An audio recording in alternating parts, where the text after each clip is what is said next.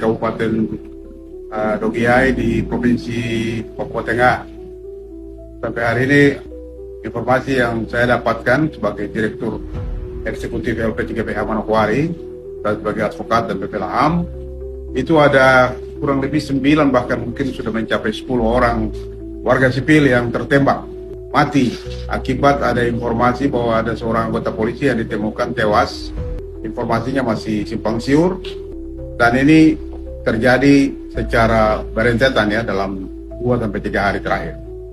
Dan itu jelas-jelas itu kalau di dalam ketentuan Undang-Undang Nomor 39 Tahun 1999 tentang hak asasi manusia dan Undang-Undang Nomor 26 Tahun 2000 tentang pengadilan hak asasi manusia (HAM) itu masuk dalam kategori pelanggaran hak asasi manusia yang berat.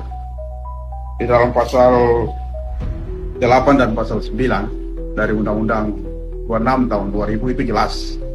Itu peristiwa pembunuhan, peristiwa yang masuk dalam kategori definisi pelanggaran HAM. Jadi tidak ada tawar-menawar lagi. Menurut saya Komnas HAM harus segera membentuk tim dan segera melakukan investigasi.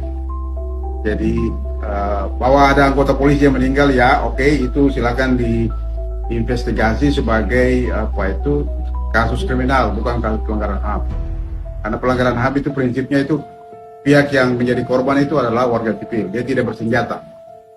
Dan pihak yang melakukan itu adalah negara. Anggota polisi yang melakukan penembakan itu jelas negara, jadi itu pelanggaran HAM. Anggota polisi yang tewas itu kejahatan kriminal yang harus diusut lebih lanjut. Tidak bisa itu dimasukkan sebagai kategori sebagai pelanggaran HAM karena definisi undang-undang sudah jelas. Jadi seperti begitu. Jadi saya minta dengan hormat tanpa tawar-menawar, Komnas HAM, Ketua Komnas HAM bersama anggotanya dibantu oleh perwakilan Komnas HAM di Papua, Pak Prince Ramadei dan kawan-kawan, silakan turun dan melakukan investigasi.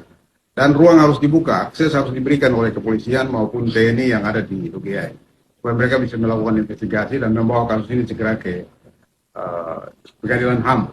Dan pengadilan HAM-nya saya sarankan supaya dibentuk segera paling tidak di Nabire atau di Jayapura untuk mengadili kasus ini. Terima kasih, selamat pagi.